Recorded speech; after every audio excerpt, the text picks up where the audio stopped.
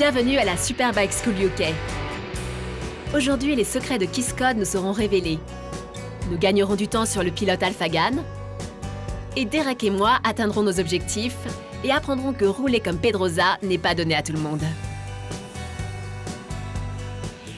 La California Superbike School est l'idée originale d'un homme, Kiss-Code. Voici l'idée de base. En étant plus rapide dans un virage, tu seras plus rapide sur tout le circuit. Je n'ai commencé à entraîner des pilotes à la course professionnelle que fin 1980. En 1980, naît la California Superbike School.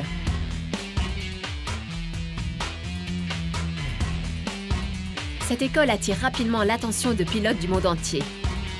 Et en 1999, Andy Hibbott en devient le premier coach britannique en Europe.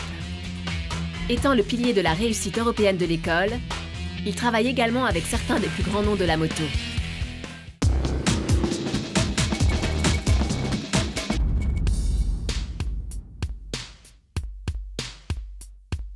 Venez suivre avec moi, Sheila Nair, 3 pilotes de l'école. Alphagan, journaliste moto et pilote de supersport, est un familier des courses. Derek Redmond, athlète olympique du 400 mètres, aimerait prendre la route menant au niveau supérieur. Enfin, il y a moi, qui veut juste aller plus vite.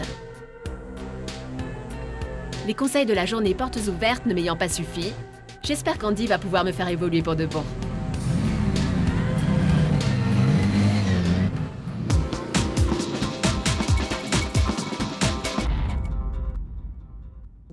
Le principe du point de corde est que les pilotes cessent de tourner trop tôt. Nous avons la tendance naturelle de prendre un virage beaucoup plus tôt que ce qu'il faudrait. Ça ne pose pas de réel problème à l'entrée du virage, mais énormément de pilotes prennent un virage trop large à cause de ça. Bien, vous allez trouver ma première question très simple. Quand savez-vous qu'il est temps de tourner?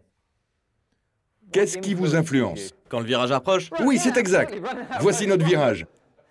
Nous arrivons par ici. Le fait qu'il parte à gauche est une des choses nous influençant. Enfin, j'espère. Cet endroit, ici, on va l'appeler la zone où il ne faut pas aller. Ok, on l'a déjà appelé la zone douloureuse, ou celle qui coûte cher. Quand on se trouve ici, par rapport à cette zone, qu'est-ce qui fait que nous soyons plus à l'aise à l'intérieur du virage qu'à l'extérieur? On se sent moins coincé? On a plus d'espace. Ouais. On a tendance à voir cet endroit comme plus sécurisant. Vous pensez ainsi, car vous avez plus de place. Et pourquoi faut-il autant de place? pour dégager. Pour dégager. C'est pas faux. Vous devez le croire plus sécurisant car vous avez plus de place pour chuter. Êtes-vous également d'accord avec la phrase qui dit que l'on va où l'on regarde? Si vous vous mettez à regarder le virage trop tôt, quelles répercussions cela va avoir avec votre ligne d'entrée? On commence à se pencher? Vous allez commencer à vous pencher, pas vrai? Ça va donc vous influencer également quand vous tournerez. Ça change votre vision. Très bien. Si vous combinez ça, et le fait d'aller là où vous regardez, cela crée une trajectoire qui semble assez confortable à l'entrée du virage. Une bonne trajectoire douce vous menant dans le virage. Mais combien d'entre vous ont remarqué qu'en prenant cette trajectoire, il faut corriger sa direction pour cette zone-là? Qu'est-ce qui se passe? On tourne trop tôt. On tourne trop tôt, exactement. Ce qui se passe, c'est qu'on a la sensation que le virage se resserre. Ce qu'il faut, c'est prendre le virage plus tard et faire ceci.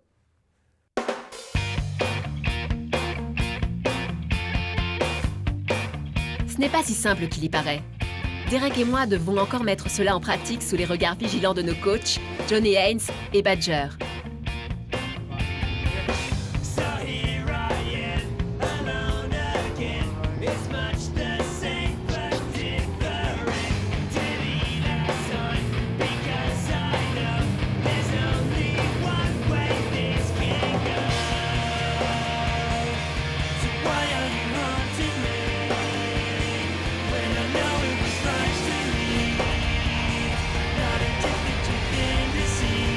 Yes.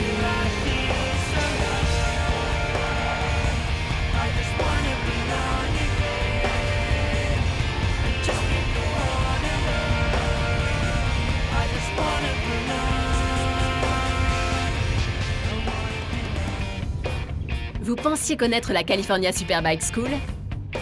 Dans quelques instants, nous rencontrerons son créateur.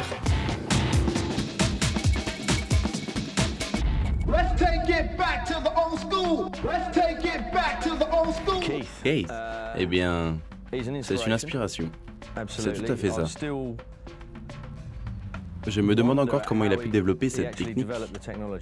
Il est très californien, très relax, cool, mais à la fois concentré sur ce qu'il fait en ce qui concerne la course. Il cherche toujours à découvrir de nouvelles choses. Eh bien, sans Keith, il n'y aurait rien de tout ça. Il a consacré 25 ou 30 ans de sa vie à un travail phénoménal pour découvrir tout ça.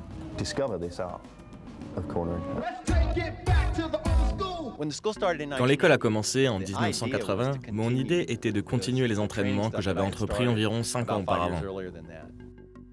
Le projet de recherche a commencé à peu près en 1976, alors que je faisais moi-même des courses dans les années 70 pour entraîner d'autres personnes qui voulaient piloter.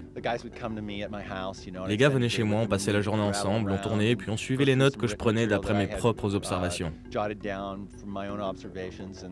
On regardait bien tout ça pour que je sois sûr qu'ils aient bien tout compris, et puis on retournait sur la piste. J'étais très fier d'eux. J'obtenais une moyenne de 7 secondes d'amélioration au tour. Alors j'ai commencé à m'intéresser plus sérieusement à tout ça. Je me suis dit, on dirait que ça marche, parce que tout le monde s'est amélioré. Puis j'ai essayé de faire de tout ça quelque chose de plus sérieux. J'étais toujours dans un processus d'observation. J'ai écrit le premier Twist of the Twist en 1982, et il n'existait rien d'autre dans ce genre. C'est vraiment pour ça que j'ai décidé de me lancer là-dedans.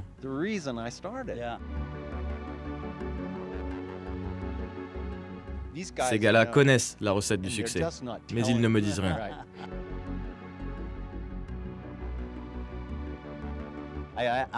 Je lui posais des questions. C'était pas n'importe qui, il était très rapide, très célèbre pour ça. J'avais déjà essayé de lui poser des questions sérieuses, comme quand tu arrives dans un virage et que tu fais ce truc-là, dis-moi comment tu fais. Plus de gaz, moins de frein, ou quelque chose dans le genre. Non, non, il doit y avoir quelque chose.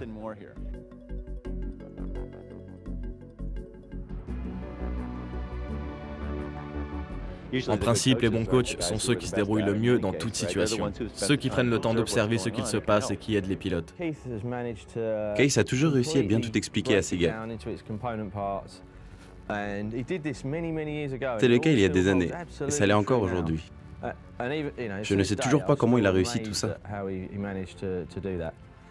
Nous parlions de l'entraînement. Il m'a dit, l'entraînement, c'est comme du papier toilette. Plus tu en as, plus tu en gâches. Et maintenant, retour au point de corde. Combien d'entre vous savent exactement quand tourner sur chaque virage de cette piste? Voilà. Si vous tournez à différents endroits à chaque fois, ça va affecter le contrôle de l'accélération. Vous comprenez? Alors, qu'est-ce qu'il nous faut? Des repères. Devinez quoi? Je vais vous en donner. Au lieu que vous trouviez vous-même les vôtres, je vais vous en donner. Très bien, le simple signe de la main, si votre coach, en passant devant vous, fait ceci, que pensez-vous qu'il veuille vous dire? Tourne ici. Oui, exact, tourne ici. Pas là, là ou là, où je t'ai vu tourner dans les virages précédents. Tourne ici, près du cône.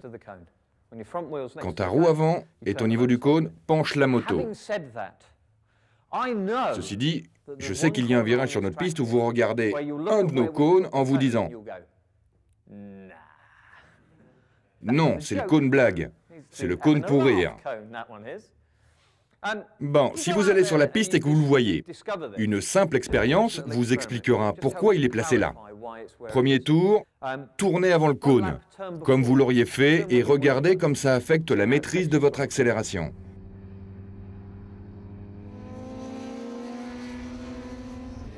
Virage suivant, tournez près du cône. Regardez comme ça affecte la maîtrise de votre accélération. Dernier ou troisième tour, tournez juste après le cône. Et regardez comme ça affecte la maîtrise de votre accélération. Vous serez surpris et cela vous aidera à comprendre pourquoi il est ici. L'idée est de tourner plus tard pour atteindre la corde. À partir de là, on en tire les avantages. On n'a pas besoin de tourner aussi tard, mais il faut tourner plus tard. Il vous faut savoir quand tourner pour surmonter le réflexe que l'on a de le faire plus tôt. Lester Chipley m'a fait part de statistiques il y a 2 ans. 98% des accidents qu'ils ont connus impliquaient une moto, seule, sans qu'aucun autre véhicule ne soit impliqué. 98% étaient des gens sortant trop large du virage parce qu'ils se sont penchés trop tôt. D'accord? Nous sommes sur un circuit aujourd'hui, mais c'est une règle très importante à prendre en compte sur la route également.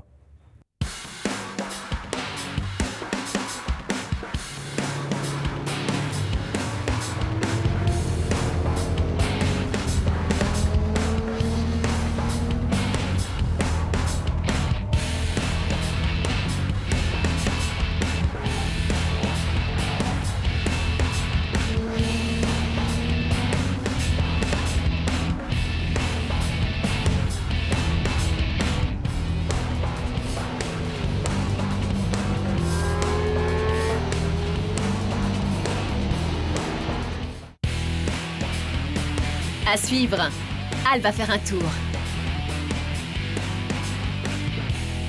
Tandis qu'Andy nous explique comment piloter comme le champion de MotoGP, Pedrosa, avec la manœuvre de réaccélération sur l'angle.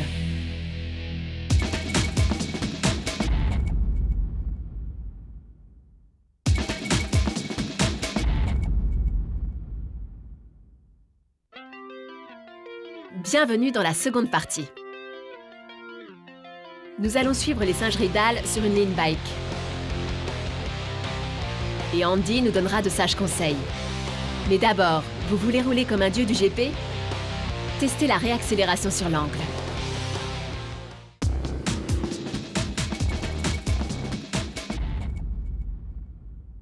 La plupart des pilotes sont vraiment fainéants en sortie de courbe, et à vrai dire, ils ne font pas grand-chose d'autre que tourner la poignée. Mais la réaccélération sur l'angle permet d'accélérer plus violemment et donc de quitter le virage plus rapidement. Si la piste est mouillée, elle permet de contrôler un dérapage potentiel. C'est une manœuvre très avantageuse qui permet également de tirer encore plus de potentiel de la moto en sortie de virage, mais pas seulement. Très bien, on va dire que c'est ma moto. Je suis dans le virage, ma moto est presque en sortie. Ce que je vais faire, c'est juste accélérer sur cette dernière partie. Mais je n'ai pas bougé mon corps. Il faut garder le déhanchement. Vous sortez du virage, la moto se redresse. Si vous poussez, vous gardez votre trajectoire, vous avez donc plus de traction. Comment faites-vous pour entrer dans le virage? Sur quelle partie du guidon appuyez-vous? À droite. Alors, comment on fait pour sortir la moto? On appuie à gauche. Non. On appuie à droite. On appuie au milieu. Si vous appuyez sur le guidon intérieur pour entrer dans le virage... Le guidon extérieur. Non, qu'est-ce qui se passe si vous poussez le guidon extérieur? Regardez, vous êtes là, vous essayez d'appuyer sur le guidon extérieur. On tire sur le guidon intérieur. Ok, vous allez tirer sur le guidon intérieur. C'est exactement la même chose, mais là, vous avez le contrôle. En poussant l'extérieur, votre bras va s'étendre. Il ne sera plus aussi efficace. Mais en tirant sur le guidon intérieur, la moto va se redresser. En plus de ça, quand vous tirez sur le guidon intérieur, vous pouvez faire ça en même temps. Quand le ferons-nous dans le virage? Allons-nous le faire avant le point de corde? Non, car le poids de votre corps n'aura pas assez d'effet sur la moto et vous serez trop large. Mais il y a une exception. Vous pouvez le faire au point de corde si vous arrivez à faire patiner et dériver la roue arrière.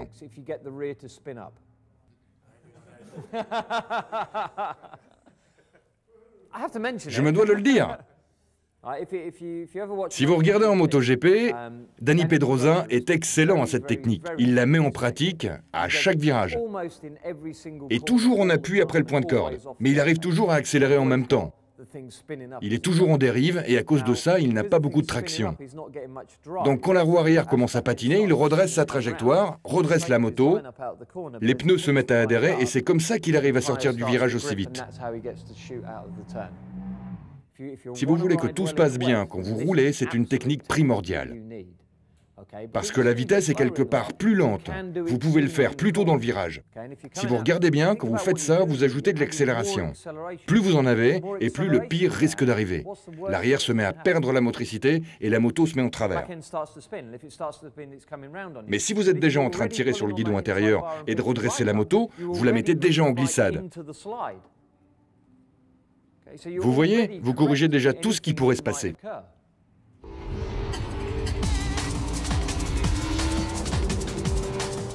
Bon, redresser la moto alors qu'elle glisse? Je crois qu'il est temps pour nous d'essayer.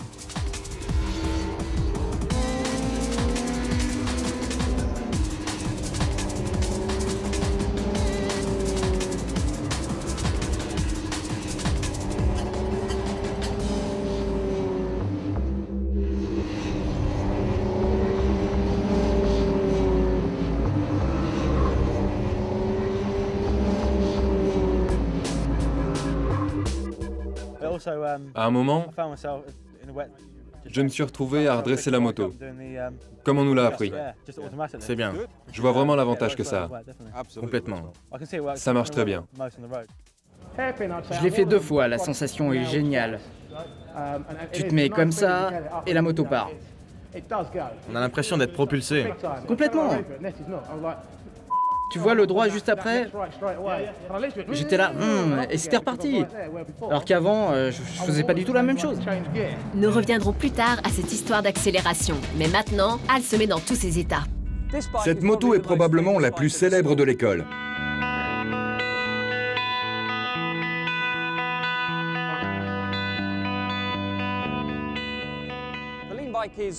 La Leanback est également la moto à glissade, la machine à glissade dont nous parlerons dans un prochain épisode. Nous utilisons cette moto lors des premiers niveaux en tant que lean bike afin de s'assurer que la position de chacun soit correcte, qu'il regarde au bon endroit. Nous leur faisons faire des cercles sur cette moto et cela nous dit de la façon la plus claire qui soit ce que le pilote fait alors qu'il essaye de se tenir à la moto. S'ils ne sont pas correctement assis ici, alors ils appuieront trop sur le guidon là et la moto devient instable. Nous leur disons comment bouger leur corps sur la moto et comment maintenir une bonne position afin de leur permettre de se coucher sur la moto avec plus de confiance.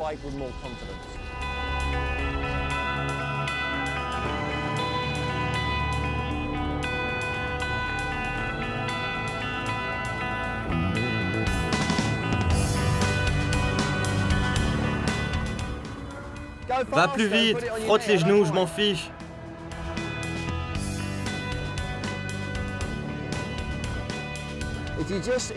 Si tu mets le centre de ton corps au même niveau que celui de la moto, tout bouge en même temps. Et ça sera plus facile de poser le genou à terre. Et en plus, tout le haut de ton corps viendra.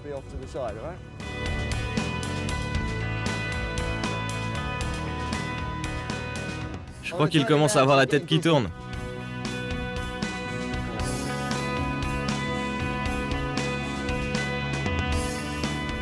Je sens beaucoup mieux les choses. Tu as ressenti la différence entre la droite et la gauche? Quand tu vas sur la gauche, ton corps prend une position légèrement différente et tu vas plus vers l'intérieur. Dès que tu te penches, tu peux tout de suite le sentir. C'est bizarre. De ce côté, j'ai l'impression que cette partie-là est plate. Et de ce côté, c'est comme courbé. Je ressens vraiment une différence. La plupart des gens qu'on rencontre traitent différemment la droite de la gauche. Ils préfèrent l'un ou l'autre côté. Visiblement, tu préfères la gauche. Tu es plus en confiance. Ce qui veut dire que tu entraînes tout avec toi à gauche. À droite, tu as tendance à éloigner la moto de toi, comme pour prendre une certaine distance. Et c'est très difficile de changer cela. C'est pour ça qu'on ne s'en occupe pas le premier jour. C'est seulement ensuite qu'on se met à changer la position du corps. Tu vois ce que je veux dire? Oui. Ok, c'était très bien. Et maintenant, retournons auprès d'Andy pour la deuxième partie de la réaccélération sur l'angle. L'idée est d'accélérer le braquage en sortie de courbe. Nous allons regarder comment faire ça dans cette partie du virage, la dernière petite partie. Juste en notion de temps, il faut chercher à l'accélérer. Donc, au lieu de prendre, disons, 2 secondes pour se redresser, à partir d'ici, environ 20 degrés, vous allez chercher à le faire en 1 seconde. D'accord? Donc il faut tirer volontairement sur le guidon intérieur. Pas brusquement, sinon la moto va se redresser trop vite et vous ne pourrez rien faire avec les gaz. Vous ne gagnez rien en faisant ça. Vous y allez petit à petit, puis plus vite. Le signe de main du coach sur cet exercice particulier est juste de la démo, d'accord? Il vous double, tape l'arrière de sa moto pour dire « suis-moi ». Et à la sortie du virage, il va faire ça, boum. Il vous aura même peut-être déjà distancé. C'est une technique géniale. Il y a des gens qui viennent nous voir et qui roulent sur des monstres de couple, comme la Ducati 1098S ou la 999. Ils prennent les virages en passant juste comme ça, whoop, et hop, ils accélèrent. Ok, on va s'amuser maintenant. Faire glisser la moto peut sembler amusant, mais ça va demander beaucoup de pratique.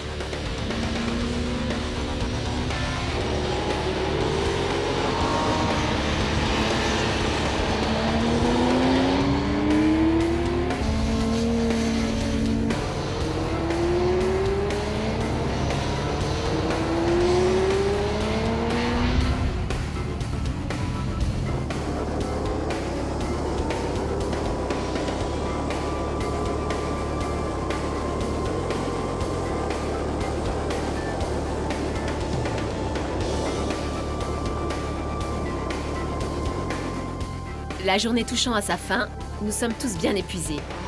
Mais ce n'est pas encore terminé. Andy va désormais faire un débriefing sur notre évolution.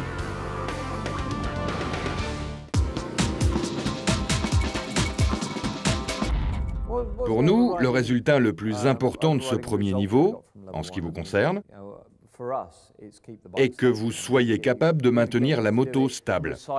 On vous l'a répété 1000 fois. D'après vous, est-ce que c'est important? Oui, au bout du premier jour, c'est important de savoir maintenir sa moto stable, car on peut aller beaucoup plus vite. C'est pour ça qu'on est venu. Nous voulions repartir d'ici avec assez de connaissances et de compétences pour pouvoir rouler plus vite, avec plus de sécurité et pour être bien plus confiant sur la moto. Je n'aurais pas imaginé pouvoir faire tout ça. Certains changements font une grosse différence. C'est ce que j'ai aimé dans le niveau 1. J'ai dû oublier certaines positions que j'avais adoptées depuis des années.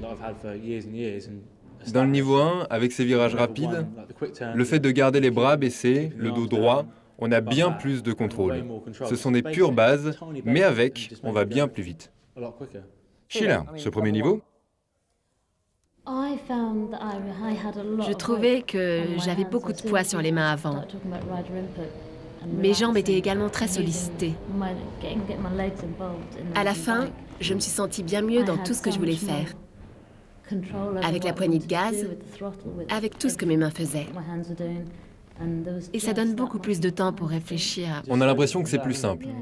Oui, on a l'impression d'être détendu. Et on s'y fait bien, c'est plus facile. Ne manquez pas à l'émission de la semaine prochaine où nous jetterons un coup d'œil à la vie épicée d'Al en tant que journaliste sportif et coureur de supersport britannique. Derek et moi-même passerons au deuxième niveau et avec l'arrivée de la pluie, je me retrouverai accidentée sur la piste pour cause de mauvais temps.